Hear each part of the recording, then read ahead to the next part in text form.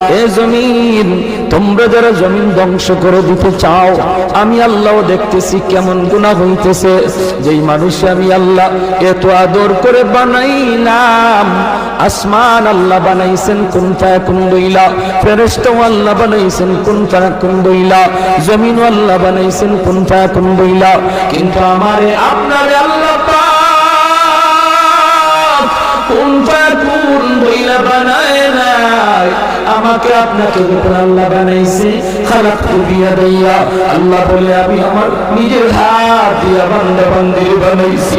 কারণ এই চেহারার মধ্যে এত দামি কপাল, ওই কপাল দিয়া বান্দা আমার কুদরতি কদমে সেজদা দিবে। এই কপালটার এত দাম, এই কপাল কুন ফায়াকুন বললে হয় না, এই কপাল ফেরেশতাদের হাতে বানাইলেও হয় না, আমি আল্লাহ নিজের হাতে বানাইছি।